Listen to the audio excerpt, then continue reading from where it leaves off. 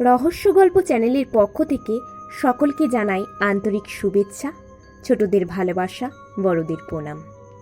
আপনাদের সহযোগিতায় এতদূর আসতে পেরেছি আমরা, তাই আবারও রহস্য গল্প চ্যানেলের সকল মেম্বার দর্শকদের জানাই আন্তরিক ভালোবাসা ও প্রণাম। আপনাদের সহযোগিতা, ভালোবাসা আরও দ্রুত পৌঁছে দেওয়ার জন্য আমাদের ছোট্ট প্রচেষ্টা মাধ্যম রহস্য গল্প চ্যানেলটিকে সাবস্ক্রাইব করে দেওয়ার আবেদন রইল। ভয়েস ওভার আমি রুবি মজুমদার, সহযোগিতায় সুমন্ত দাস ও ঋতুজা বোস এবং ঋতিকা গুপ্ত, আর ভিডিও এডিটিংয়ে আছেন জিৎ। গল্পটি কেমন লাগলো কমেন্ট করে জানাতে ভুলবেন না কিন্তু। তবে চলুন দেরি না করে শুরু করা যাক আজকের গল্প। সত্যজিৎ সকালবেলা মনোযোগ দিয়ে একটা ইংরেজি ম্যাগাজিন পড়ছিল। অপরাধ সংক্রান্ত এই বিলেতি ম্যাগাজিনটা সে ডাকযুগে নিয়মিত আনিয়ে পড়ে। আমি ইজি চেয়ারে বসে সকালের কাগজটায় যোগ বুলোচ্ছিলাম। রঘুরাম বাজারে গেছে। বৌঠান কদিনের জন্য তার দাদার কাছে গেছে। সে এবারে দাদার জন্য একটা মেয়ে পছন্দ করতে গেছে। মেয়ে পছন্দ হলে একেবারে পাকা কথা দিয়ে ডেট ফাইনাল করে তবে আসবে। আমি বললাম, এত মনোযোগ দিয়ে কি পড়ছো? এই দেখো, এখন পোর্ট্রেট পারলে বলে একটা জিনিস আমেরিকায় খুব সাড়া ফেলেছে। পোর্ট্রেট জানি, ছবিতে কারো মুখ আঁকা, কিন্তু এটা কি বস্তু? বস্তু নয় হে বন্ধু, এটাও এক ধরনের শিল্পকলা। লোকের বর্ণনা শুনে একজন না দেখা লোকের ছবি আঁকা, মানে শিল্পী তাকে নিজে চোখে দেখেননি, কিন্তু আরেকজন দেখেছে। তার কথা শুনে শিল্পী তার ছবি আঁকবে। বর্তমানে বিদেশে পুলিশ প্রত্যক্ষদর্শীর বয়ান শুনে অপরাধী ধরার চেষ্টা করছে। দূর, এ আবার হয় নাকি? এখন না হলেও আমার ধারণা আগামীতে পুলিশ এভাবে অপরাধী ধরতে সক্ষম হবে। তবে ভারতের পুলিশ এ নিয়ে এখনো কোনো ভাবনা চিন্তা করবে বলে মনে হয় না। এমন শিল্পী আছেন নাকি? আছে বই কি। ম্যাকডোনাল্ড হিউজ বলে একজন শিল্পী ইতিমধ্যেই এরকম ছবি এঁকে সারা ফেলেছেন। তিনি বহু লোকের এমন ছবি এঁকেছেন যাদের তিনি নিজের চোখে দেখেননি। তার দাবি তিনি নাকি স্বপ্নে এদের দেখেছেন, অথচ তাদের ছবির সাথে সেই সব লোকেদের মুখ প্রায় অনেকটাই মিলে গেছে। আমি অবিশ্বাসীর মন নিয়ে বন্ধুবরের সঙ্গে তর্ক করতে যাব, এমন সময় দরজায় কড়া নাড়ার শব্দ হলো। আমি গিয়ে দরজা খুলতেই তাঁতের শাড়ি পরা এক বিবাহিত মহিলা সসংকোচে ঘরে ঢুকলেন। বয়স 30-এর আশেপাশে। ভাদ্র মাসের চড়া রোদে ভদ্রমহিলার ফর্সা মুখটা লাল হয়ে গেছে। শাড়ির আঁচল দিয়ে মুখটা মুছে ভদ্রমহিলা একটা চিঠি আমার দিকে বাড়িয়ে দিলেন। আমার বন্ধু তখনও ম্যাগাজিন থেকে চোখ তোলেনি। সেই অবস্থায় সে বলল, বসুন অনুপমা দেবী, আপনার ছেলেকে খুঁজে পেলেন? আমি আর সেই ভদ্রমহিলা অবাক চোখে তার দিকে তাকালাম। সত্যজিৎ বলল, অনুপ্রিয়া, চিঠিটা একবার পড়ো তো। আপনি বসুন অনুপমা দেবী। আমি খাম খুলে চিঠিটা পড়তে লাগলাম। চিঠিটা দেখলাম আমার উদ্দেশ্যেই লেখা। ঠাকুরপো, একজনকে তোমার বন্ধুর কাছে পাঠালাম। ও অনুপমা, আমার ছোটবেলার বন্ধু। আমার মামার বাড়ির গ্রামে ওর বাপের বাড়ি, পাশের গ্রামেই ওর বিয়ে হয়েছে। সেখানে দাদার জন্য মেয়ে দেখতে গিয়ে ওর সাথে অনেক দিন বাদে দেখা হলো। ও খুব বিপদে পড়েছে। ওর একমাত্র ছেলে শুভ্রকে কে বা কারা অপহরণ করে নিয়ে গেছে। ওর স্বামী রজতদা তাদের হাতে জখম হয়ে হাসপাতালে শয্যাশায়ী। পুলিশ বিশেষ কিছু করতে পারবে বলে মনে হয় না। তোমার বন্ধুকে আমি একটা তার করে দিয়েছি, কিন্তু তাতে তো বেশি কথা লেখা সম্ভব নয়, তাই চিঠিতে জানালাম। এবারে ওই বাকি কথা বলবে। ও খুব ভেঙে পড়েছে। আমি বলেছি কোনো চিন্তা নেই, পারলে তোমরা কালকে ওদের গ্রামে চলে এসো। তোমার বন্ধু আমার মামার বাড়ির ঠিকানা জানে। তার পাশেই ওদের গ্রাম নয়নজোড়া।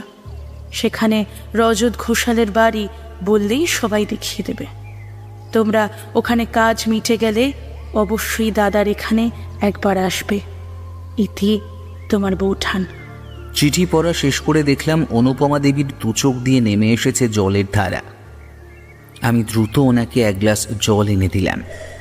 এক নিঃশ্বাসে পুরো জলটা শেষ করে উনি চেয়ারে বসলেন। সত্যজিৎ বলল, আপনি পুরো ঘটনাটা প্রথম থেকে একেবারে খুলে বলুন, কোনো কিছুই বাদ দেবেন না। অনুপমা দেবী একটু চুপ করে রইলেন। মনে হলো পুরো ঘটনাটা আমাদের বলার আগে মনে মনে একটু সাজিয়ে নিচ্ছেন। তারপর বলা শুরু করলেন। নয়নজোড়া গ্রামে আমার শ্বশুর বাড়ি। আমার শ্বশুর একসময় যুদ্ধের বাজারে প্রচুর পয়সা করেছিলেন। তার একমাত্র সন্তান আমার স্বামী।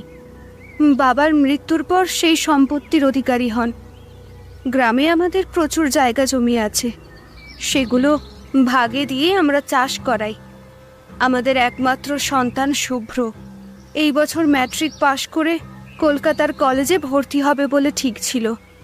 তবে ওর ইচ্ছে ছিল বিলেত যাওয়ার, তাই কলকাতার পাসপোর্ট অফিসে কাগজপত্র জমা করে 3 দিন আগে ওর বাবার সাথে ফিরছিল।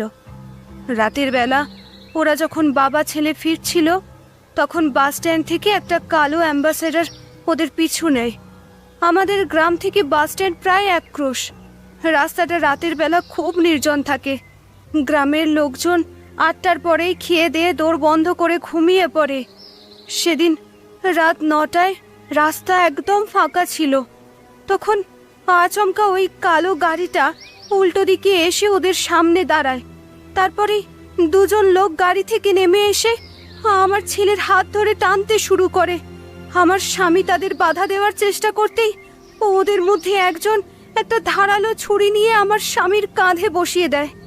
তারপর তারা আমার ছেলেকে গাড়িতে তুলে নিয়ে চলে যায়। একজন মুদির দোকানি হাট থেকে দোকান বন্ধ করে তখন ফিরছিল। সে আড়াল থেকে সব ঘটনা দেখে, সেই গ্রামে এসে খবর দেয়। তারপর সবাই মিলে আমার স্বামীকে নিয়ে সদরের হাসপাতালে ভর্তি করে।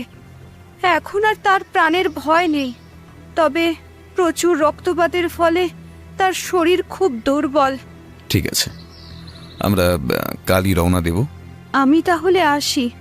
ফেরার সময় হাসপাতালে জেনে নেব ওকে কবে ছাড়বে। বলে ভদ্রমহিলা বিদায় নিলেন। পরদিন নয়নজোড়ায় যখন পৌঁছলাম, বেলা গড়িয়ে দুপুর। পথে আমরা একটা হোটেলে খাওয়া দাওয়া সেরে নিয়েছিলাম। রজত ঘোষালের বাড়ি যখন ঢুকলাম, দেখলাম লোকজন কেউ নেই। একজন মাঝবয়সী দাসী আমাদের ভিতরে নিয়ে গিয়ে বসালো। তারপর তার মুখে মর্মান্তিক একটা খবর শুনলাম। সে বলল, আপনারা যে নিয়েছেন তার হলো নি, সর্দা বাবুরা শয়তানগুলোরে মেরে নিয়েছে গো। বলে সে হাপুস নয়নে কাঁদতে লাগলো। তাকে একটু ধাতস্থ হতে দিয়ে সত্যজিৎ প্রশ্ন করল, কখন, কোথায়? আজ ভোরবেলা সর্দবে বেলের পাশে সর্দা বাবুর গলা কাটা দেহ দেখা একজন থানায় খবর দিয়েছিল। থানা থেকে একটু আগে পুলিশ আইসা এ বাড়িতে খবর দিছে। বৌদিমণি সেই শুনেই ছুটছে। শুনলাম সর্দা বাবুর দেহ কাটা সেরা হইবে বলে সদর হাসপাতালে নিয়ে গেছে। বড় দাদা বাবু তো সেইখানে ভর্তি আছে। বলেই সে আবারও ডুকরে কেঁদে উঠল। সত্যজিৎ বলল, আমরা বেরোচ্ছি, আমাদের ব্যাগপত্রগুলো তুলে রাখো। তারপর আমার দিকে ঘুরে বলল, শরৎ, কুইক, একবার থানায় যাব। তার আগে শর্টডুবি বিলের ধারা যেতে হবে, তারপর দরকারে হাসপাতালে যাব। এরপর সে দ্রুত বেগে ঘর থেকে বেরিয়ে গেল। আমিও তার পিছু নিলাম। বিলেয়ার পাশে যখন পৌঁছলাম, দেখলাম সেখানে তখনও কিছু লোকের ভিড়। যদিও পুলিশ দেহ তুলে নিয়ে চলে গেছে, তবুও লোকজন আসছে সেখানে। একজন মাতব্বর গোছের লোক দেখলাম হাত পা নেড়ে সবাইকে কিছু বোঝাচ্ছে। সত্যজিৎ তাকে ইশারায় গাছে ডাকলো। সে দেখলাম সুরসুর করে চলে এলো। এই জিনিসটা আমি আগেও দেখেছি।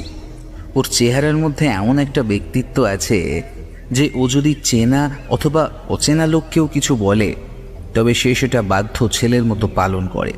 বলুন বাবু। তুমি জানো এখানে কি হয়েছে? জানবো না মানে? আমি তো ভোরবেলা মাছ ধরতে এসে প্রথম বাচ্চাটাকে পড়ে থাকতে দেখলুম। কি দেখলে?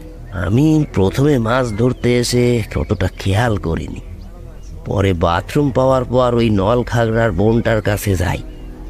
কাজ সেরে দেখি উপর হয়ে কে যেন পড়ে আছে। কাছে গিয়ে দেখি এ তো সেই ঘোষালদার বেটা, যাকে ডাকাতে ধরে নিয়ে গেছিল। আমি তখন দৌড়ে গিয়ে মোড়ল মশাইকে খবরটা দেই। মোড়ল মশাই তখন লোক দিয়ে থানায় খবর পাঠান। তারপর থেকে কত লোককে যে গল্পটা বললো। সত্যজিৎ একটা সিগারেট ধরাতেই লোকটা এবার হ্যাংলার মতো সেদিকে তাকিয়ে রইল। সে বিষয়টা আন্দাজ করে একটা সিগারেট তার হাতে তুলে দিতেই লোকটা সিগারেটটা কানে গুঁজে সরে পড়ল। সত্যজিৎ এবার লোকটার বলা নলখাগড়ার বনটার দিকে এগিয়ে গেল। তারপর সেই জংলা জায়গাটায় আতিমাতি করে খুঁজতে লাগলো। আমি অবশ্য সেখানে ঢুকিনি। হঠাৎই দেখলাম আমার বন্ধু নিচু হয়ে কি একটা জিনিস কুড়িয়ে রুমালে করে মুড়ে পকেটে রেখে দিল। আমি প্রশ্ন করলাম, ওটা কি কুড়োলে? সে সেই কথার উত্তর না দিয়ে শুধু হেঁয়ালি করে বলল, কবি কি বলেছেন জানো না? যেখানে দেখিবে ক্লু সেখানে মারিবে ফোঁ, পাইলেই পাইতে পারো রহস্যের খোঁজ। তারপরই হঠাৎ সিরিয়াস হয়ে বলল, চলো, অনেক কাজ বাকি আছে। এরপর আমরা থানায় গেলাম। সত্যজিৎ তার পরিচয় দিতেই ইন্সপেক্টর আমাদের সাদরে অভ্যর্থনা জানালেন। তারপর বললেন, আপনি আসবেন শুনেছিলাম, ভালোই হলো, আমার তদন্তের কাজে সুবিধা হবে। কারা ছেলেটাকে অপহরণ করেছিল জানতে পারলেন? এখনো জানতে পারিনি, তবে যে মুদি দোকানদার ওদের দেখেছে তার কথা শুনে মনে হচ্ছে এরা এখানকার লোক নয়, কোনো পেশাদার দল ছেলেটাকে তুলে নিয়ে গিয়েছিল। তাছাড়া ওরা যেভাবে রজতবাবুকে জখম করে কয়েক মুহূর্তের মধ্যে ছেলেটাকে নিয়ে পালিয়ে যায়, তাতে মনে হচ্ছে এটা পুরনো কোনো দল, তবে তারা এলাকার লোক নয়। ঠিক আছে, আর ছেলেটার দেহ তো শুনলাম পোস্টমর্টমে পাঠিয়েছেন। রিপোর্টটা আসলে আমায় একবার জানাবেন। আমি আপাতত ঘোষাল বাড়িতেই আছি। থানা থেকে বেরিয়ে একটা রিক্সা নিয়ে আমরা সদর হাসপাতালে গেলাম। তখন পুরোপুরি অন্ধকার নেমে এসেছে। হাসপাতালে খোঁজ করে জানলাম রজত ঘোষাল কেবিনে ভর্তি আছেন। সেখানে ঢুকে দেখলাম অনুপমা দেবী বিধ্বস্ত অবস্থায় বসে আছেন। কেঁদে কেঁদে তার চোখ দুটো ফুলে গেছে। আমাদের দেখে তিনি আবারও কেঁদে উঠলেন। তার পাশে বছর 50-এর এক ভদ্রমহিলা দাঁড়িয়েছিলেন, তিনিও কাঁদছিলেন। দুজনের মুখের মিল দেখে মনে হলো ইনি বোধহয় অনুপমা দেবীর মা। সত্যজিৎ এবার গম্ভীর স্বরে বলল, আপনি এখন কেমন আছেন? কাল ছেড়ে দেবে বলেছে, শারীরিক যন্ত্রণা এখন কমেছে, তবে আমার পরিবারটা শেষ হয়ে গেল। কাল বাপ বেটা একসাথে ফিরবো হাসপাতাল থেকে, তবে ওকে বাঁচাতে না পারার আফসোস আমার সারা জীবনে যাবে না। সেই বয়স্ক ভদ্রমহিলা দেখলাম ক্রুদ্ধ চোখে একবার জামাইয়ের দিকে তাকালেন, তারপরেই মেয়ের মাথায় হাত বুলোতে লাগলেন। আমরা কেবিন থেকে বাইরে বেরিয়ে এলাম। এরপর আমার বন্ধু নিজে একটা সিগারেট ধরিয়ে আমায় একটা দিয়ে বলল, চলো সরব, আমরা একেবারে খাওয়া দাওয়া সেরে ঘোষাল বাড়িতে ঢুকি। এই অবস্থায় ওদের বিরক্ত করাটা বোধহয় ঠিক হবে না। সারাদিনের ধকলে আমরা রাতের বেলা তাড়াতাড়ি ঘুমিয়েই পড়লাম। সকালে এক বিধবা মাঝবয়সী মহিলা আমাদের ঘরে এলেন। বললেন, আমি বিনতা, রজতের দুঃসম্পর্কের পিসি হই। অল্প বয়সে বিধবা হবার পর দাদাই আমায় এ বাড়িতে ঠাঁই দেয়। বলতে পারেন আমার হাতেই এ সংসারের হেঁসেলের ভার। শুনলাম কালকে আপনারা বাইরে খেয়ে এসেছেন। একটাই অনুরোধ, এবার থেকে এখানেই খাবেন। হয়তো নিরামিষ খেতে আপনাদের একটু কষ্ট হবে, তবু বলছি। আর একটা কথা, বৌমার কাছে আপনার কথা শুনেছি। আমি চাই আমার শুভ্রকে যারা মেরেছে তারা যেন উপযুক্ত শাস্তি পায়। বৌমা আমার শোকে পাথর হয়ে গেছে, তাই আপনাদের যা দরকার আমায় বলবেন। না না, আপনি এত ব্যস্ত হবেন না, আমরা ঠিক আছি। আপনি বরং বাড়ির অন্যদের সামলান। আর একটাই কথা, শুভ্রর বা এই পরিবারের উপর কার কার রাগ ছিল বলতে পারেন? পরিবারের কথা বলতে পারবো না, তবে শুভ্রর সাথে আমাদের গ্রামের বিকাশের খুব ঝামেলা হয়েছিল কদিন আগে। কি নিয়ে ঝামেলা? আমি প্রশ্ন করলাম। ওই ফুটবল খেলার সময় কী সব ঝামেলা হয়েছিল। তখন শুভ্র নাকি বিকাশকে মারধর করেছিল। আমাদের ছেলে ব্যায়াম করতো কি না, গায়ে খুব জোর। তখন বিকাশ ওকে দেখে নেবে বলে হুমকি দিয়েছিল। এই বিকাশকে কোথায় পাওয়া যাবে? কি জানি, তবে বিকেলবেলা ও রোজ স্কুল মাঠে ফুটবল খেলতে আসে শুনেছি। আমাদের ছেলেটাও যেত, কিন্তু বলে আঁচল দিয়ে মুখের ওপর চাপা দিলেন ভদ্রমহিলা। বিকেলে আমরা খেলার মাঠে গেলাম। তার আগে দুপুরবেলা দাহ করে রজতবাবুরা ফিরে এসেছেন। ওনাদের বিধ্বস্ত অবস্থা দেখে বুঝলাম এখন কথা না বলাই ভালো।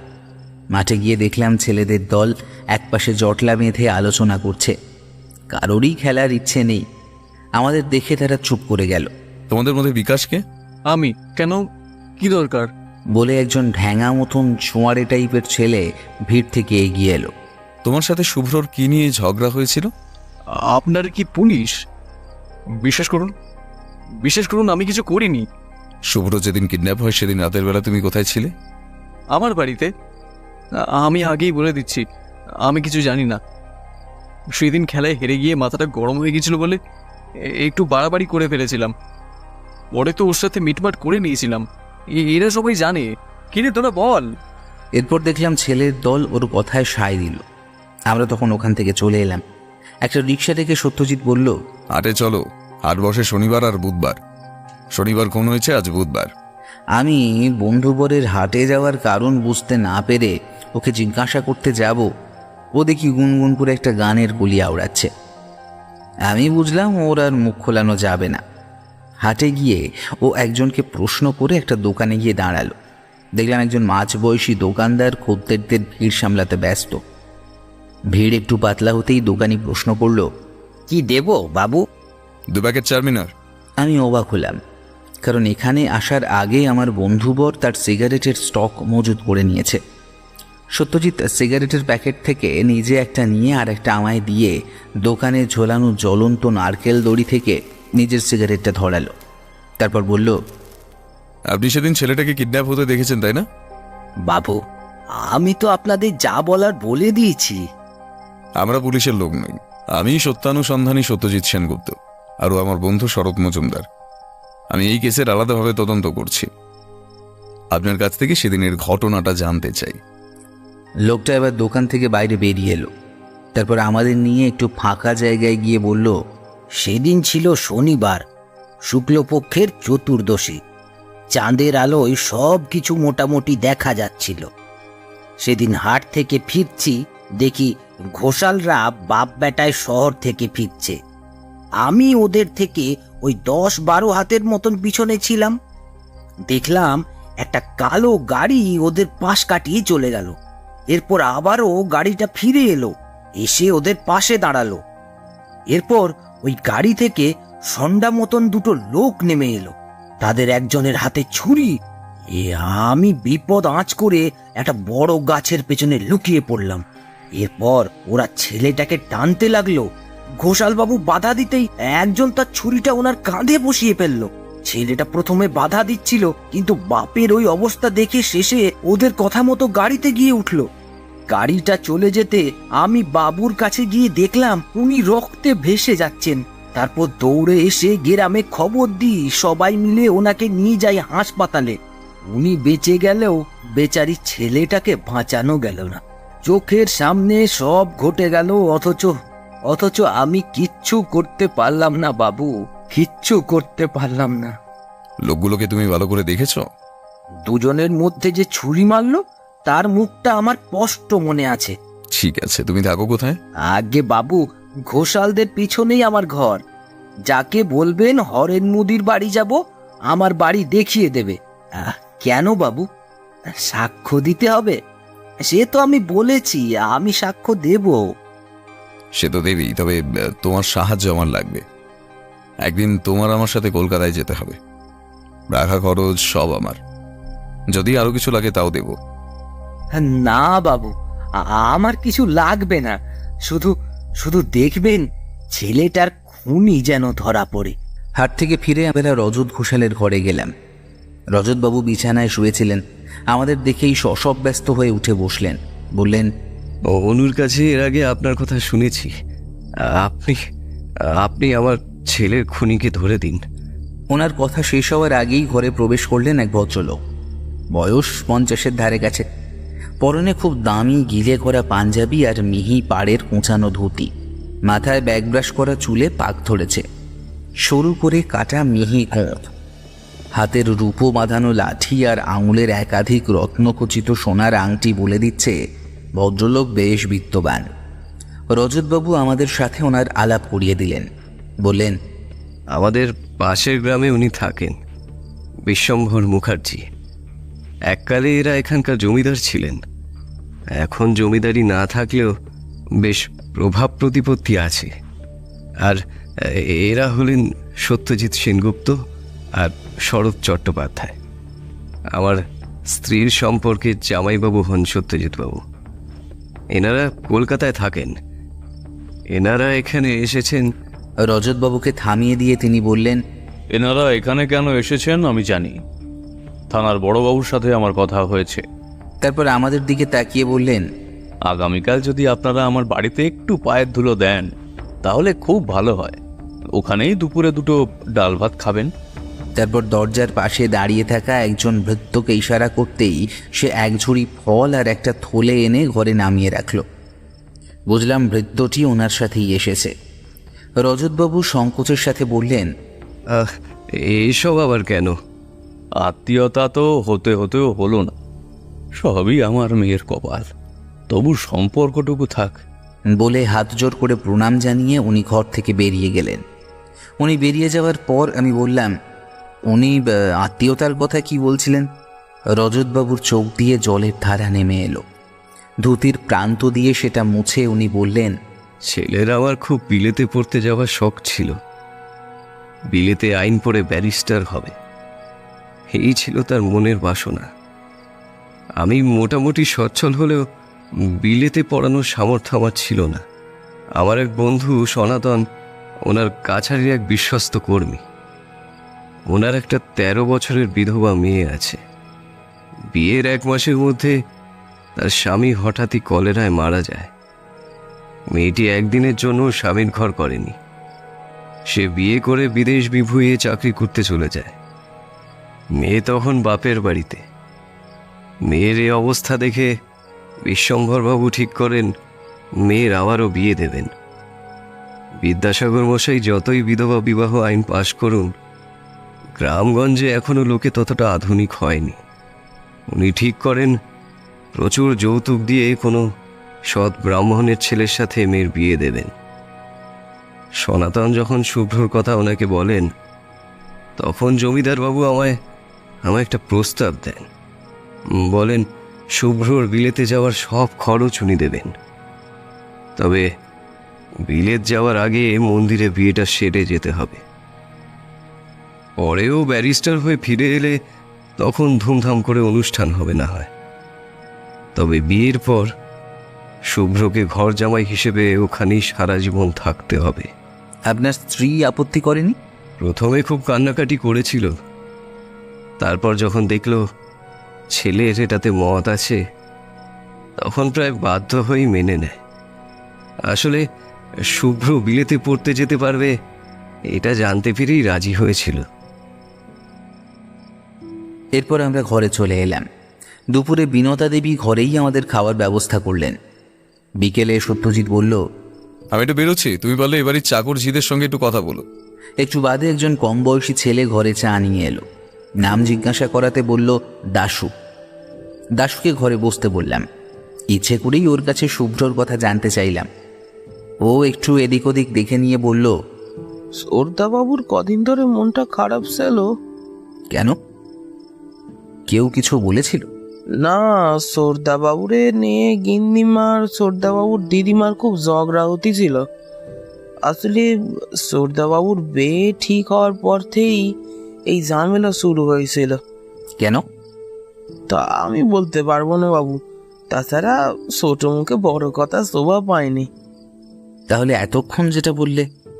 সে তো আপনার ডিটেকটিভ বন্ধুরে বলবো ভেবেছিলুম, কিন্তু উনি আমার এর আগে কথা বলতে বলেছিলেন, কিন্তু আমি রাজি হইনি। কিন্তু এখন মনে হতিছে এই কথা না বললে সত্যবাবুর আত্মার শান্তি পাবে না। এবার আমি বুঝলাম বন্ধুবর আগেই কাজ সেরে রেখেছে। আমি ওকে পকেট থেকে কিছু টাকা বার করে দিতে গেলাম। সে জিপ কেটে চায়ের পেয়ালা নিয়ে দ্রুত ঘর থেকে পালালো। সত্যজিৎ যখন ফিরল রাত তখন প্রায় 9টা। কোথায় গিয়েছিল তা আর জানতে চাইলাম না, কারণ উত্তর পাবো না জানি। আমি দাশুর কথা বললাম, ও শুনে কিছুই বলল না। পরদিন সত্যজিৎ রজতবাবুকে বলল বিশ্বম্ভরবাবুর বাড়ি যাওয়ার সময় দাশুকে যেন সঙ্গে নেয়, ও আমাদের বাড়ি চিনিয়ে চলে আসবে। সেই মতো দাশুর সাথে আমরা বাইরে গেলাম। একটু এগোতেই সত্যজিৎ বলল, এবার বলো দাশু, কাল তুমি যে কথাটা আমায় বলতে এসেছিলে কিন্তু আমি না থাকায় আর বলনি। আমি অবাক হয়ে দাশুর মুখে তাকিয়ে দেখি সে অপরাধীর মতো মুখ করে আমার দিকে কাঁচুমাচু হয়ে তাকাচ্ছে। আমার খুব রাগ হচ্ছিল। এত রাগ করার কিছু নেই বন্ধু। ও যে কথাগুলো বলবে ভেবেছিল সেটা ওই বাড়িতে বসে বলার বিপদ ছিল। তার উপর আমি নেই, তাই ওকে দোষ দিও না। তুমি নির্ভয় বলো, এখানে আমরা ছাড়া কেউ নেই। দাশু একটু থমকালো, তারপর বলল, সত্যবাবু আমারে বলতো ওরে নাকি কেউ ভালোবাসে না, এক ওই মা ঠাকুরন সারা। কেন, তোমার বাবু? বাবু ওরে কেমন যেন দূরে দূরে ঠেলে দিত। কাউরে বলবেন না, সত্যবাবু আমারে বলেছিল আমাদের বাবু ওনার বাবা নয়। সে কি, কে তবে ওর বাবা? আমি প্রশ্ন করলাম। সে আমি জানিনি, আমি জিজ্ঞাসা করেছিলুম কিন্তু উত্তর পাইনি। আর কি ওর সাথে খারাপ ব্যবহার করতো বাড়িতে? দাশু কিছুক্ষণের জন্য চুপ থেকে বলল, পিসিমা ঠাউরন সবার সামনে ভালো ব্যবহার করলেও দাদাবাবু একলা থাকলে পিসিমা ওর সাথে কোনোদিন কথা কইতো না। আমি নিজের চোখে দেখিছি। তবে ওনার হবু শ্বশুর বাড়ির লোকজনেদের খুব পছন্দ করতো দাদাবাবু। আর নতুন বউঠানরে খুব ভালো লেগেছিল। একদিন আমারে ডেকে বলেছিল সেসব কথা মারা যাওয়ার 3 দিন আগে। আর তারপরই হায় স্যার। ঠিক আছে, তুমি এখন যাও, দেরি হলে ওখানে বকবে।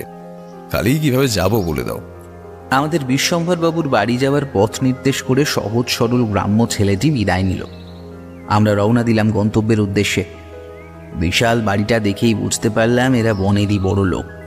বাড়ির সামনের বাগানের মধ্যে দিয়ে রাস্তা, সেখানে একজন যুবক চোখে চশমা পরে দাঁড়ানো। তবে পোশাক দেখে মনে হলো তিনি খুব একটা অবস্থাপন্ন নন, আবার কর্মচারীও মনে হলো না। আমরা যখন বাগান পেরিয়ে যাচ্ছি দেখলাম উনি অন্যমনস্কভাবে বাগানের দিকে তাকিয়ে আছেন। সত্যজিৎ তাকে প্রশ্ন করল, বিশ্বম্ভরবাবু আছেন? উনি আমাদের আজ আসতে বলেছিলেন। লোকটি আমাদের দিকে সন্দেহের দৃষ্টিতে তাকিয়ে বলল, বলতে পারবো না, ভেতরে গিয়ে খোঁজ করুন। ভারী অভদ্র লোক তো। আমার তো রীতিমতো অপমানিত লাগছিল। এমন সময় একজন বছর 40-এর ভদ্রলোক আমাদের দিকে ছুটে এসে বলল, আসুন আসুন, আপনারা ভেতরে আসুন, বাবু আপনাদের জন্য অপেক্ষা করছেন। আমি সনাতন, আপনাদের জন্যই এখানে রয়েছি। তো মাস্টার, তুমি ভেতরে যাও, মামনি তোমায় খুঁজছে। সেই যুবক ভিতরে হন্তদন্ত হয়ে চলে যেতেই আমি বললাম, ইনি কে? খুব অভদ্র তো। ওনার কথা বাদ দিন, ওনার সারা দিন লেখাপড়া করে মাথা খারাপ হয়ে গেছে, একটু খামখেয়ালি। তবে লোকটা খারাপ নয়। উনি কি স্কুলে পড়েন? আরে না না, 2 বছর আগে একদিন উনি এখানে হাজির হলেন। চাল নেই, চুলো নেই, কাঁধে একটা ব্যাগ আর তাতে অনেক কাগজ। সেগুলো দেখে বাবু বললেন লোকটা নাকি অনেক পাস দিয়েছে। এদিকে মামনি মানে বাবুর মেয়েকে বাড়িতে বসিয়ে পড়ানোর জন্য বাবু মাস্টার খুঁজছিলেন। তখন এনাকে এই মাস্টারিতে বহাল করা হলো। 2 বেলা মামনিকে পড়াবে, বিনিময়ে থাকা খাওয়া আর হাত খরচ হিসেবে কিছু পাবে। কিছুদিনের মধ্যে দেখা গেল লোকটার সব বিষয়ে অগাধ জ্ঞান। তবে লোকটার উঁচু নিচু জ্ঞান নেই, যাকে যা খুশি বলে দেয়। একবার তো বাবুকেই এই যা আপনাদের দাঁড় করিয়ে রেখে এতক্ষণ বকবক করে যাচ্ছি বলে তিনি আমাদের নিয়ে ভিতরে চললেন। বুঝলাম সনাতন বাবু কথা বলতে ভালোবাসেন। সত্যজিৎ বলল, আপনি রজতবাবুর বন্ধু না? শুভ্রর সঙ্গে মামনির সম্বন্ধ তো আপনি করেছিলেন, তাই না? সনাতনবাবু মাথা নেড়ে সম্মতি জানিয়ে আমাদের নিয়ে একটা বড় বৈঠকখানায় প্রবেশ করলেন।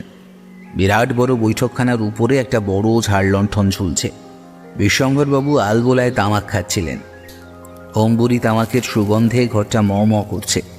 আমাদের তিনি নরম গদির সোফায় বসতে ভুলে উল্টো দিকের একটা গদি আঁটা চেয়ারে বসলেন। একজন চাকর ইতিমধ্যেই চায়ের ব্যবস্থা নিয়ে হাজির। চা খেতে খেতেই কথা হচ্ছিল, বলুন সত্যজিৎ বাবু, ঘটনাটার কোনো কিনারা করতে পারলেন?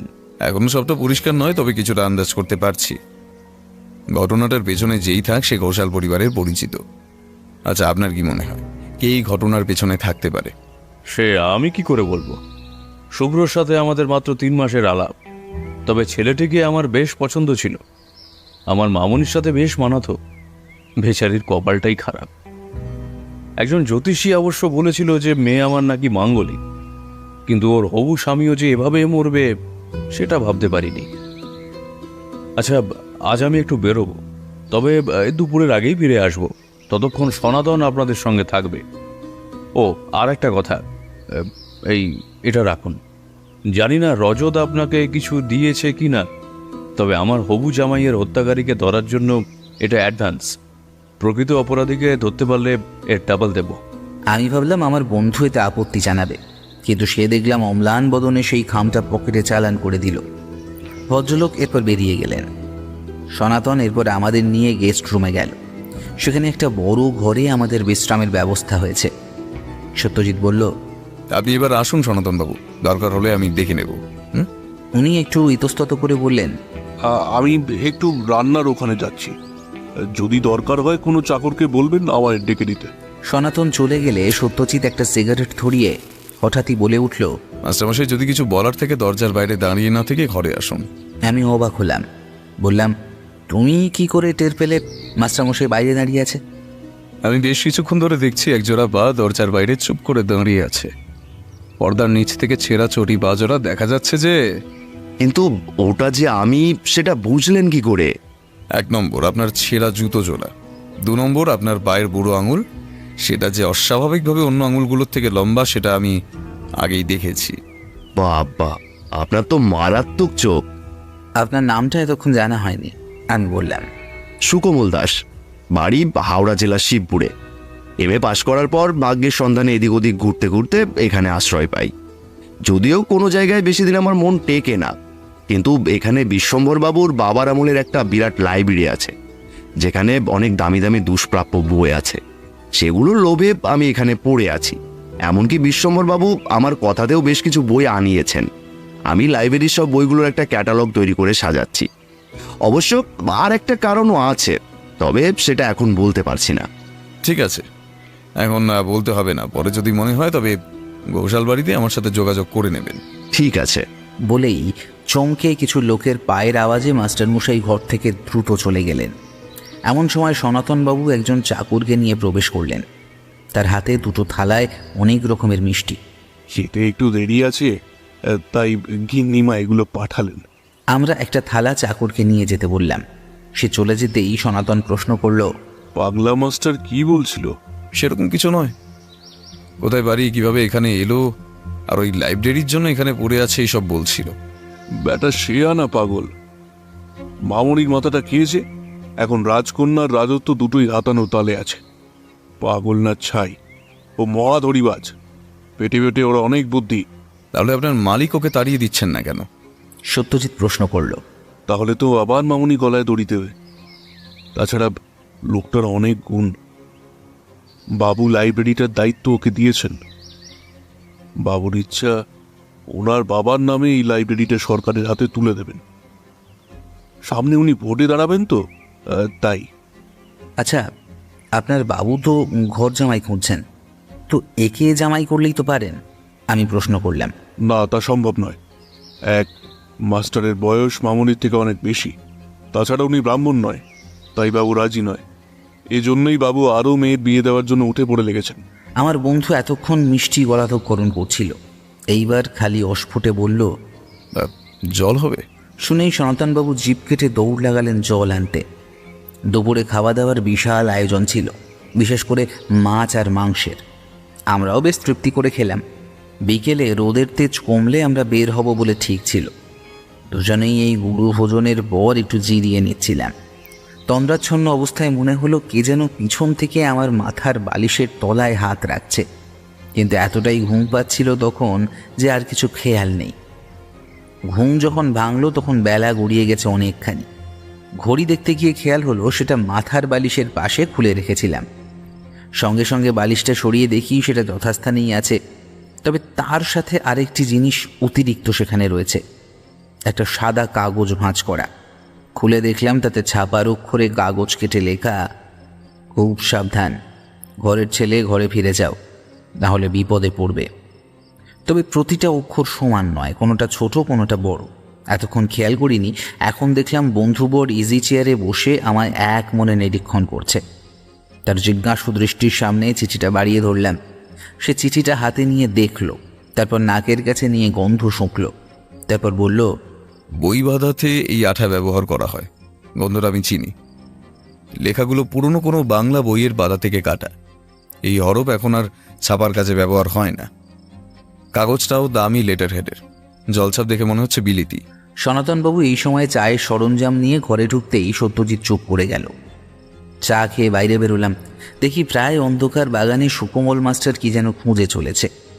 আমি প্রশ্ন করলাম, কি খুঁজছেন মাস্টারমশাই? খুব মূল্যবান একটা বই পড়ছিলাম, কিন্তু এখন খুঁজে পাচ্ছি না। কি বই?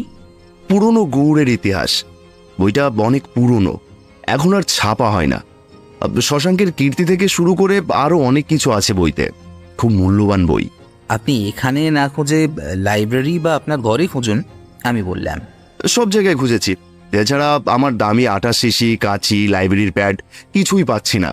লাইব্রেরিতে এবার দারোয়ান বসাতে হবে। বলেই আপন মনে অজ্ঞাত পরিচয় চোরকে অভিসম্পাত করতে করতে হনহন করে বৈঠকখানার দিকে চলে গেলেন তিনি।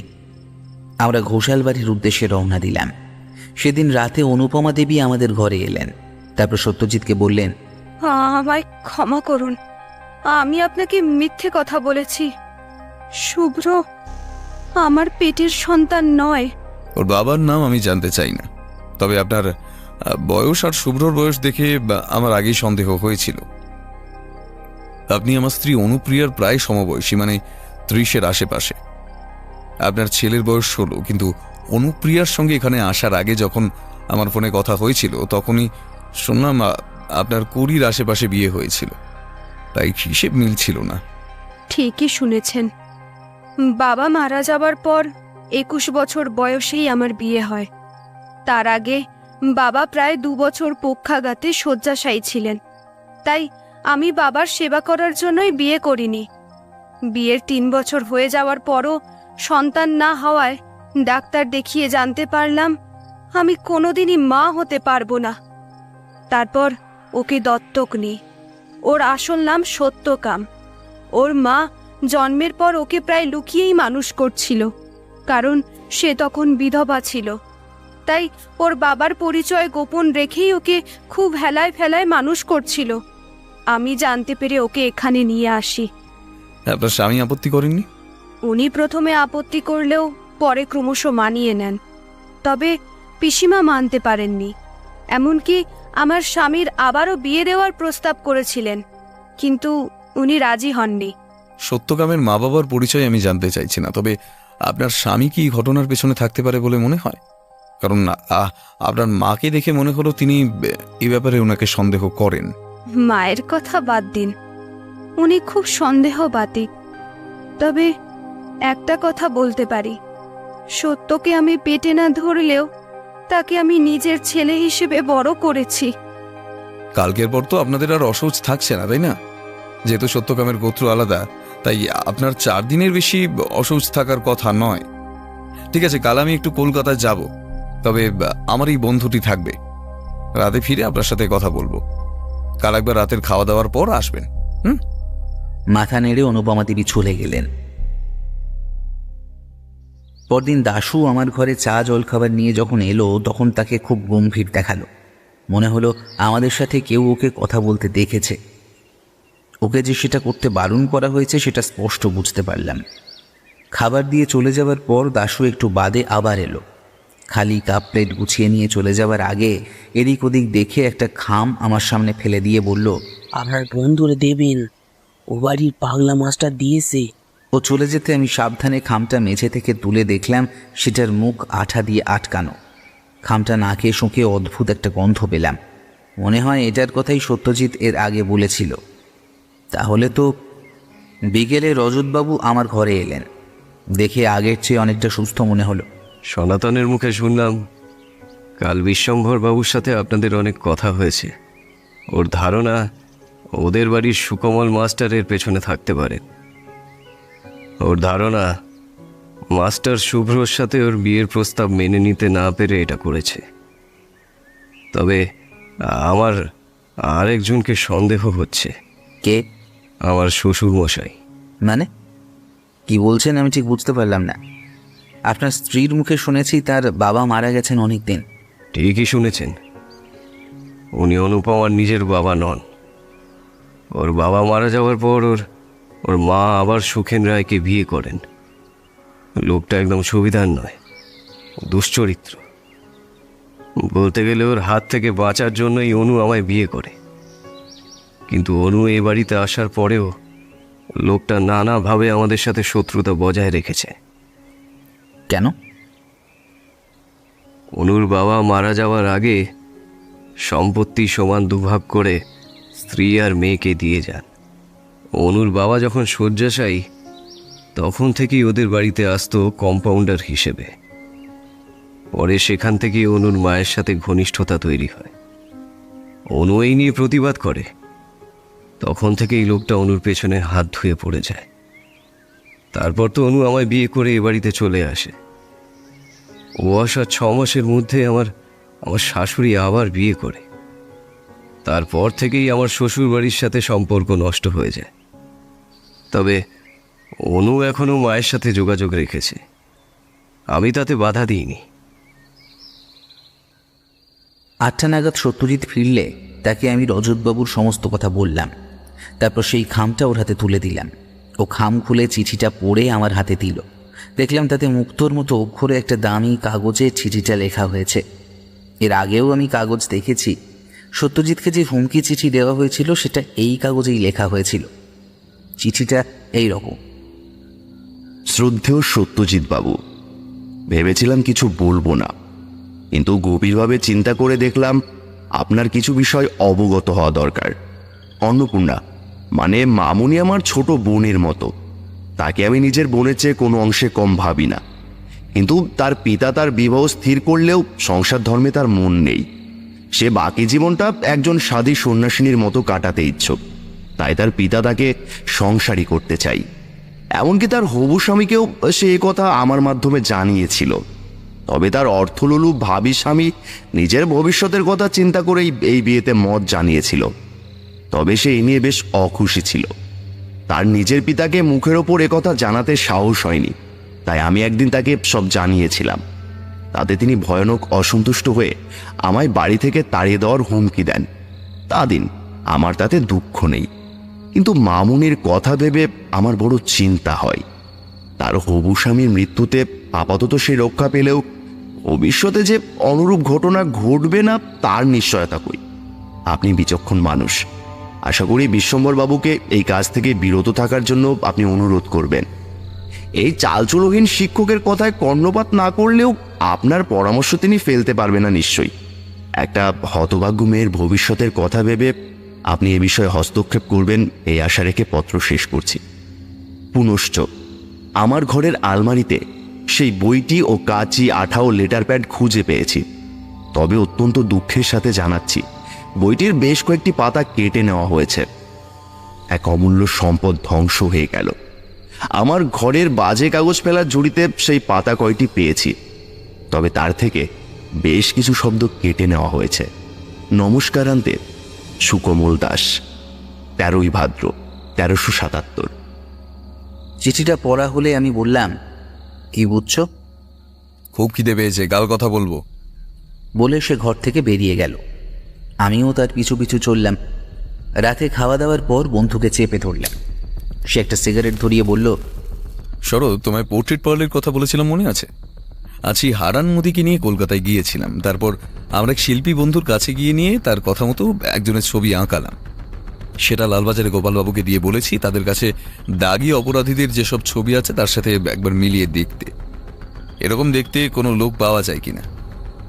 ঘোষাল বাড়ির ফোন নাম্বারও দিয়ে এসেছি, কোনো খবর থাকলেই আমায় ফোন করতে বলেছি। যদি এটা সফল হয় তবে অপরাধের কিনারা করার এক নতুন দিগন্ত খুলে যাবে বলে আমি মনে করি। এর জন্য তোমার এত রাত হলো? না, আসার আগে একবার থানায় গেছিলাম। ছেলেটার ময়না তদন্তের রিপোর্টের জানার জন্য। গিয়ে শুনলাম ছেলেটাকে ধারালো কোনো অস্ত্র দিয়ে গলা কেটে হত্যা করা হয়েছে। তবে সত্যকাম বাধা দেওয়ার অনেক চেষ্টা করেছিল। তার শরীরে বেশ কিছু জায়গায় কালশিটে পাওয়া গেছে। অনেক বাধা দেওয়ার চেষ্টা করেছিল। ওর দাঁতের ফাঁকে মানুষের চামড়া আর মাংস পাওয়া গেছে, মানে ও তাদের মধ্যে কাউকে কামড়ে দিয়েছিল। এমন সময় দরজায় টোকা পড়তেই সত্যজিৎ বলল, ভেতরে আসুন অনুপমা দেবী। উনি জড়সড়ো হয়ে একটা চেয়ারে বসলেন। আমরা দুজনেই তখন বিছানায় উঠে বসেছি। ভদ্রমহিলার চোখ দিয়ে টস টস করে জল পড়ছিল। সত্যজিৎ এবার রুক্ষস্বরে বলে উঠল, আপনি কিন্তু এখনো আমাদের কাছে পুরো সত্যটা বলেননি। অনুপমা দেবী এবার হাউ হাউ করে কেঁদে উঠলেন। সত্যজিৎ তীক্ষ্ণ স্বরে বলে উঠল, সত্যকাম আপনার ভাই, তাই না? আমি চমকে একবার বন্ধুর দিকে আর একবার অনুপমা দেবীর দিকে তাকালাম। দেখলাম উনি মাথা নিচু করে বসে আছেন। তারপর মুখ তুলে সোজা হয়ে বসলেন। ধীর স্বরে বলা শুরু করলেন তিনি, আমার বিয়ের পর যখন শুনলাম মা আবারও বিয়ে করছেন, তখন আমি ছুটে গেলাম মায়ের কাছে। মা তখন জানালো তার আশু সন্তানের কথা। তাই বাধ্য হয়েই শয়তান সুখেন রায়কে বিয়ে করতে হচ্ছে। আমি শুনে আর বাধা দিলাম না। বিয়ের 6 মাসের মধ্যে মা তার বাপের বাড়িতে চলে যান। সেখানে গোপনে ধাইমার হাতে সন্তান প্রসব করার পর মা সেখানে প্রায় 1 বছর থাকেন। পরে লোক জানাজানির ভয়ে বাড়ি ফিরে আসেন। এখানে আসার পর ভাইয়ের কোনো যত্নই হচ্ছিল না। সুখেন রায় ভাইকে সন্তান হিসেবেও মানতে রাজি হচ্ছিল না। ওর জন্যই ভাইয়ের এই দুর্দশা। অথচ লোকটা তার কোনো যত্ন করতেই দিচ্ছিল না। এদিকে আমি একটা সন্তানের জন্য মাথা খুঁড়ে মরছি। তখন মায়ের কাছ থেকে ভাইকে নিয়ে এসে নিজের সন্তানের পরিচয় বড় করে তুলি। আমাদের পরিবারের খুব ঘনিষ্ঠ লোক, মানে আমার স্বামী আর পিসিমা ছাড়া কেউ ওর আসল পরিচয় জানে না। আচ্ছা, আপনার মায়ের সাথে আপনার কদিন আগে কি নিয়ে খুব ঝগড়া হয়েছিল? সত্যর বিয়ে হওয়ার পর তার আসল বাবার পুত্র স্নেহ হঠাৎ জাগিয়ে ওঠে। সুখেন রায়ের ধারণা হয় ওর বিয়ে দিয়ে বুঝি আমরা বিশ্বম্ভর বাবুর কাছ থেকে অনেক টাকা যৌতুক পাবো। লোকটা কতটা নীচ ভাবুন। কোনোদিনই ছেলেটাকে কোলে নিয়ে দেখলো না, আর এখন পিতৃত্ব ফলাতে চলে এসেছে। রীতিমতো রাগে ফুঁসছিলেন ভদ্রমহিলা।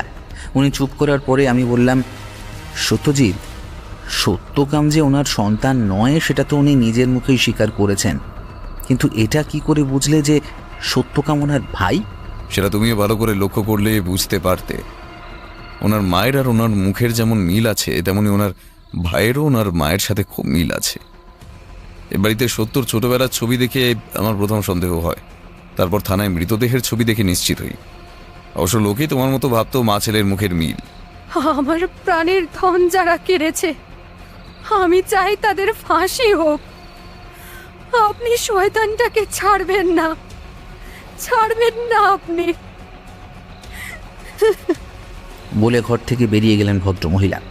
উনি চলে যেতে সত্যজিৎ বলল, শরৎ, তুমি তো লেখক, সত্যকামের গল্পটা জানা আছে নিশ্চয়ই? জানি। সত্যকাম ছিল জবালার সন্তান। সত্যকাম নিজের মা জবালাকে জানলেও তার পিতার পরিচয় জানত না। সত্যকাম যখন ঋষি গৌতমের কাছে শিক্ষা গ্রহণ করতে যায়, তখন তার পিতৃ পরিচয় জিজ্ঞাসা করলে তিনি নিজেকে জবালি অর্থাৎ জবালার সন্তান বলে পরিচয় দেন। গৌতম মুনির অন্য শিষ্যরা এ নিয়ে তাকে উপহাস করলেও গৌতম সত্যকামের সততার জন্য তাকে সাদরে বরণ করে শিক্ষা দেন। পরবর্তীতে সত্যকাম গৌতম মুনির অন্যতম শিষ্যে পরিণত হন। সত্যজিৎ বলল, তোমার রবি ঠাকুরের ব্রাহ্মণ কবিতার শেষ 2 লাইন মনে আছে? কবি বলছেন, সব শুনে গৌতম মুনি বললেন, অব্রাহ্মণ নহ তুমি তাত, তুমি দ্বিজোত্তম, তুমি সত্যকুল জাত।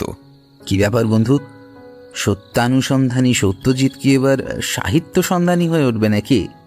তাহলে তো আমার ভাত মারা যাবে। বন্ধুবর এবার হেসে বলে উঠল, আলোটা নেভাও, কত রাত হলো সে খেয়াল আছে? পরদিন সকালে দাশু এসে খবর দিল কলকাতা থেকে গোপাল দারোগা ফোন করে আমার বন্ধুকে খুঁজছেন। সত্যজিৎ আধ খাওয়া চায়ের পেয়ালা ফেলে দৌড়ল। একটু পরে ফিরে এসে বলল, আমি আজ আবার কলকাতায় যাচ্ছি। একজন দাগী অপরাধী ধরা পড়েছে। তার মুখের সাথে ছবিটার খুব মিল পাওয়া গেছে। এর আগেও তার বিরুদ্ধে পয়সার বিনিময়ে মানুষ খুনের অভিযোগ আছে। লোকটা কিছু স্বীকার করেছে? না, এখনো কিছু স্বীকার করেনি, তবে গোপালবাবু বললেন পুলিশ কচুয়া ধোয়াই শুরু করেছে। আশা করা যায় কিছুক্ষণের মধ্যেই মুখ খুলবে। আমি যাই, ওখানকার পরিস্থিতি দেখে দুপুরে ফোন করছি। আর রজতবাবুকে বলে যাচ্ছি আমি ফোন করলেই যেন তোমায় ডেকে দেয়। হ্যাঁ, বলেই হন্তদন্ত হয়ে সত্যজিৎ বেরিয়ে গেল। উত্তেজনায় সেদিন আর ভালো করে খেতেই পারলাম না। দুপুরে বেশ কিছুক্ষণ রজতবাবুর ঘরে ফোনের পাশে বসে খবরের কাগজ পড়ে কাটালাম। নিরপরাধ এই কিশোরের খুনির যেন উপযুক্ত শাস্তি হয় তা আমি মনে প্রাণে চাইছিলাম। রজতবাবু আজ সকালেই কোথায় যেন বেরিয়েছেন, এখনও ফেরেননি। শুনলাম শ্রাদ্ধের ব্যাপারে ব্যস্ত আছেন, তাই ওনার ঘরে আমি একাই ছিলাম। 3টে নাগাদ টেলিফোনটা গর্জন করে উঠতেই আমি প্রায় ঝাঁপিয়ে পড়ে সেটা তুললাম। ও প্রান্ত থেকে সত্যজিতের শান্ত গলার স্বর শোনা গেল। লোকটার নাম অর্জুন সিং, বিহারের দাগি অপরাধী, সব স্বীকার করেছে। তবে সে একজনের নির্দেশে সব করেছে। আজ সন্ধ্যা 7টায় সবাইকে ঘোষাল বাড়িতে উপস্থিত থাকতে বলো, আর যাদের থাকতে হবে আমি তাদের ফোন করে বলে দিচ্ছি। বলে আমায় কিছু বলার সুযোগ না দিয়ে সে ফোনটা কেটে দিল। আমি যেহেতু আমার বন্ধুর এই স্বভাবের সাথে পরিচিত, তাই বিশেষ অবাক হলাম না। অপরাধীকে পুলিশের হাতে তুলে দেওয়াই এখন তার একমাত্র পাখির চোখ। আমার যেন আর তর সইছিল না। 7টা বাজার ঠিক 10 মিনিট আগে সত্যজিৎ ঢুকল। তার সাথে কোট প্যান্ট পরিহিত একজন অপরিচিত যুবকও এসেছে দেখলাম। ঘোষালদের বৈঠকখানায় তখন প্রচুর লোকের সমাগম, তবে বাইরের লোকই বেশি। রজতবাবু আর অনুপমা দেবী ছাড়াও বিশ্বম্ভরবাবু, সনাতনবাবু, এমনকি সুকোমল মাস্টার মশাইও উপস্থিত। অনুপমা দেবীর মায়ের পাশে একজন স্বাস্থ্যবান লোককে দেখে সন্দেহ করলাম ইনিই বোধহয় সুখেন রায়। লোকটার ধূর্ত চোখের দৃষ্টি বলে দিচ্ছে মানুষটা খুব একটা সুবিধার নয়, তবে তিনি যে বেশ বিরক্ত সেটা বেশ বোঝা যাচ্ছে। দাশু সবাইকে চা পরিবেশন করছিল, এমন সময় বিকাশ এসে ঘরে ঢুকল। সবাইকে উদ্দেশ্য করে সত্যজিৎ এবার বলা শুরু করলো।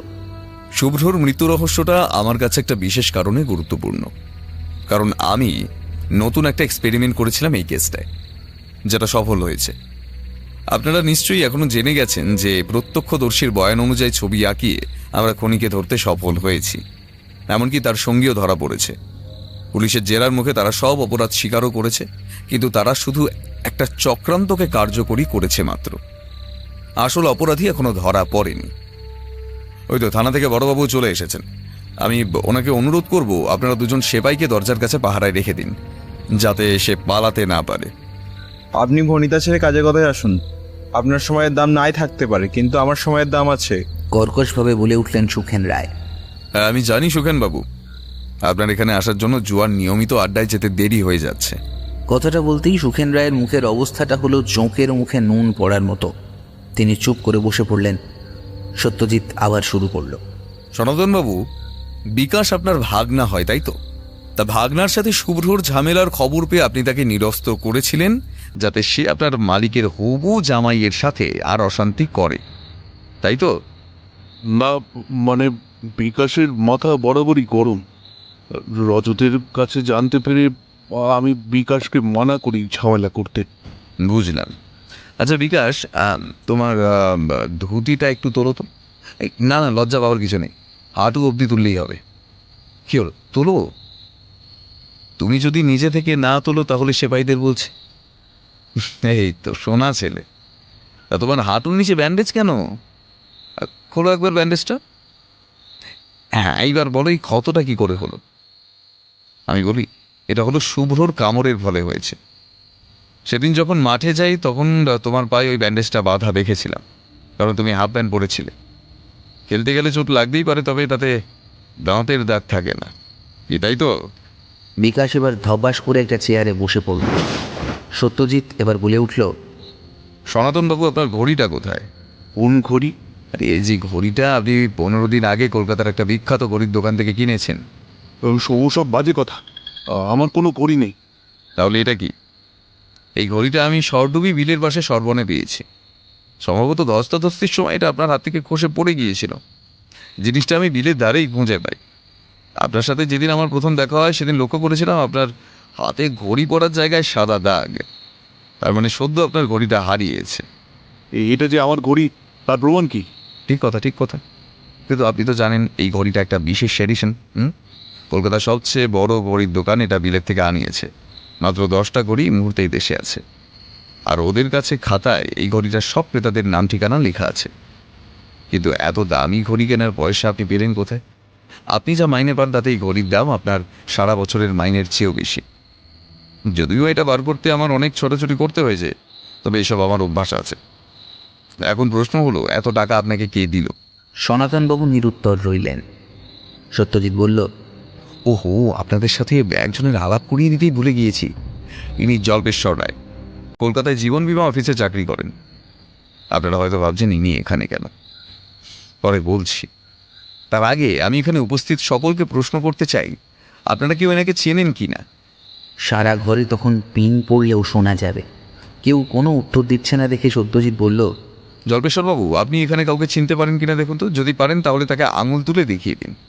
সত্যজিৎ কথা শেষ করতেই সবার দৃষ্টি এখন জল্পেশ্বর বাবুর দিকে। উনি এবার ধীরে ধীরে ওনার ডান হাতটা তুলে যার দিকে নির্দেশ করলেন, তাকে দেখে সবার সাথে আমিও অবাক হয়ে গেলাম। বিশ্বম্বরবাবু এবার গর্জন করে উঠলেন, মুখ সামলে কথা বলুন সত্যজিৎ বাবু। কি ভেবেছেন আপনি? জানেন আমি কে? গলাটা নামিয়ে কথা বলুন বিশ্বম্বর বাবু। আচ্ছা, আপনি আপনার হবু জামাইয়ের নামে এত টাকার জীবন বীমা কেন করিয়েছিলেন? আর নমিনি হিসেবে মেয়ের নাম না রেখে নিজের নামটা কেন রেখেছিলেন? নিরপরাধ ছেলেটাকে খুন করবার জন্য সনাতনবাবুকে কাজে লাগিয়েছিলেন। আপনি জানতে পেরেছিলেন সনাতনবাবুর ভাগনার সাথে তার শত্রুতা আছে, তাই এদের কাজে লাগিয়ে আপনি খুনটা করান। কিন্তু বিহার থেকে ভাড়াটে খুনি আনিয়েও আপনি শেষ রক্ষা করতে পারলেন না, কারণ তাকে আপনি নিজে হাতে টাকা দিয়েছিলেন। সে পুলিশের কাছে সব স্বীকার করেছে। আপনি না হয় বিমার টাকার লোভে এই কাজ করেছেন, কিন্তু সনাতনবাবু আপনি। বিকাশ আমার একমাত্র ভাগনা, আমার ছেলে পুলে নেই। ওকেই আমি ছেলের চোখে দেখি। যখন শুনলাম শুভ্র বিকাশকে মেরেছে, তখন আমার খুব রাগ হয়েছিল। পরে জমিদারবাবু আমায় বললেন, ছেলেটাকে খুন করতে পারলে আমায় অনেক টাকা দেবে। তখন রাগের বশে আমি এই কাজে রাজি হয়েছিলাম। কিন্তু আপনি বোধহয় বুঝতে পারেননি, আপনি আপনার মালিকের পাতা ফাঁদে পা দিয়েছেন। ওনার একজন বলির পাঠার দরকার ছিল, যেটা আপনি জোগাড় করে দিয়েছিলেন। তারপর আপনাকে টাকার লোভ দেখিয়ে দলে টেনে কাজ হাসিল করেন। সেদিন দুর্জন সিংয়ের সাথে আপনি তো মুখে কাপড় বেঁধেছিলেন, তাই না? আপনি জানতেন আপনার বন্ধু রাতের বেলা কলকাতা থেকে ছেলেকে নিয়ে ফিরবেন। আপনি ওদের চিনিয়ে দেওয়ার কাজও করেন। তারপর দুর্জন সিং রজতবাবুকে ছুরি মারার পর আপনারা ওকে নিয়ে বীরের ধারে যান। সেখানে বিকাশ আপনাদের জন্য অপেক্ষা করছিল। তারপর ওখানে ছেলেটার সাথে আপনাদের খুব ধস্তাধস্তি হয়।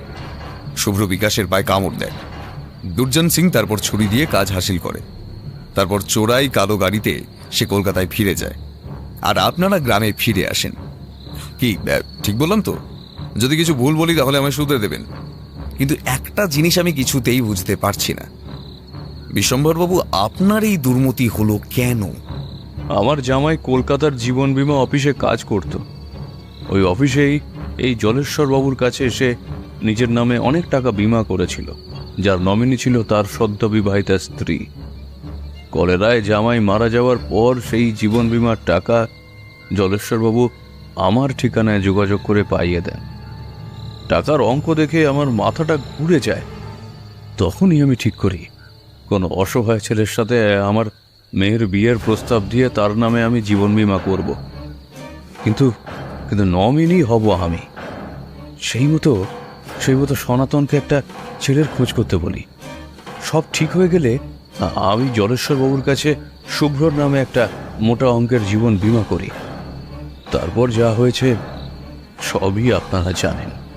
আপনার এই পরিকল্পনার কথা আর কেউ জানুক বা না জানুক, আপনার মেয়ে টের পেয়েছিল, তাই সেই বিয়েতে রাজি হচ্ছিল না। শেষে সেই আশঙ্কার কথা নিজের মাস্টার মশাইকে জানায়। কি তাই তো সুকমলবাবু? আপনি আশঙ্কা করেছিলেন একই ঘটনা আবারও ঘটতে পারে, তাই চিঠি লিখে আপনি আমাকে অন্নপূর্ণার বিয়ে বন্ধ করতে অনুরোধ করেছিলেন, কি তাই তো? কিন্তু তোমাকে উড়ো চিঠি লিখে কে হুমকি দিয়েছিল? আমি প্রশ্ন করলাম। এটা সনাতনবাবুর কাজ। ওনার ভয় হয়েছিল আমি হয়তো এই খুনের পেছনে ওদের ভূমিকার কথা জানতে পেরে যাব, তাই লাইব্রেরি থেকে সব সরঞ্জাম চুরি করে বই থেকে কাগজ কেটে আমায় চিঠিটা লিখে সবকিছু মাস্টারমশাইয়ের আলমারিতে রেখে দেন। কিন্তু তিনি একটা জিনিস ভুলে গিয়েছিলেন, সুকমল আর যাই করুন কোনো দুষ্প্রাপ্য বই এভাবে পাতা কেটে নষ্ট করবেন না। তাই আমি নিশ্চিত ছিলাম উনি এই কাজ করেননি। কিন্তু সত্যজিৎ বাবু, আপনি জল্পেশ্বর বাবুর খোঁজ পেলেন কিভাবে? আমি বিশ্বম্বরবাবুর জামাইয়ের খোঁজ করতে করতে তার গ্রামে যাই। সেখান থেকে তার কলকাতার অফিসে খোঁজ করতে গিয়ে আমার জল্পেশ্বর বাবুর সাথে আলাপ হয়। সেখানে কথায় কথায় জানতে পারি জল্পেশ্বর বাবুর কাছে বিশ্বম্বরবাবুর জামাই অনেক টাকার বীমা করিয়েছিল, যেটা সে তার স্ত্রীকে পাইয়ে দিয়েছে। তারপর উনি হঠাৎই কথায় কথায় বলেন বিশ্বম্বরবাবু নাকি আবার অনেক টাকার ক্লেম করেছে। তখনই বিষয়টা আমার কাছে একেবারে পরিষ্কার হয়ে যায়। তারপরেই ওনাকে অনুরোধ করি আমার সাথে এখানে আসতে। ওনাকে আমার অনুরোধ রাখার জন্য অসংখ্য ধন্যবাদ। যাই হোক বড়বাবু, আমার কাজ শেষ, এবার আপনি আপনার কাজ শুরু করুন। এরপর পুলিশের লোকজন বিশ্বম্বরবাবু, সনাতন আর বিকাশকে নিয়ে বেরিয়ে গেল। অনুপমা দেবী ছলছল চোখে এগিয়ে এসে সত্যজিৎকে প্রণাম করে বলল, আপনার ঋণ আমি কোনোদিন শোধ করতে পারবো না। শুধু ঈশ্বরের কাছে প্রার্থনা করি এভাবেই যেন আপনি আমার মতো হতভাগীদের চোখের জল মোছাতে পারেন। আর কালকের দিনটা এখানে দুপুরে খাওয়া দাওয়া করে তারপর যাবেন। একদিন তো আপনাদের কিছুই আতিথেয়তা করতে পারিনি। আমায় ক্ষমা করবেন অনুপমা দেবী। কাল খুব ভোরে আমরা বেরিয়ে আপনার বান্ধবীর দাদার বাড়ি যাব। তারপর তাকে নিয়ে গাড়ি কলকাতায় ফিরব। সে নাকি কলকাতার জন্য হাঁপিয়ে উঠেছে বলে আমায় ফোনে জানিয়েছে। তাহলে সত্যকামের শ্রাদ্ধানুষ্ঠানে আপনারা সবাই আসবেন বলে আমায় কথা দিন। দেখুন, আমি সাধারণত শ্রাদ্ধানুষ্ঠানে যাই না, তবে সেদিন আমরা অবশ্যই আসবো বলে কথা দিলাম। অনুপমা দেবীর কাছ থেকে আমরা যখন বিদায় নিয়ে ঘরে এলাম, দেখলাম আমার সত্যসন্ধানী কঠোর হৃদয় বন্ধুও কেমন যেন আবেগপ্রবণ হয়ে পড়েছে। তার হাতের জ্বলন্ত সিগারেট পুড়ে ছাই হয়ে যাচ্ছে, অথচ তার সেদিকে হুঁশ নেই। তাকে ডাকতেই সে বলল, অর্থই যত নষ্টের মূল। শেষ হলো আমাদের আজকের নিবেদন।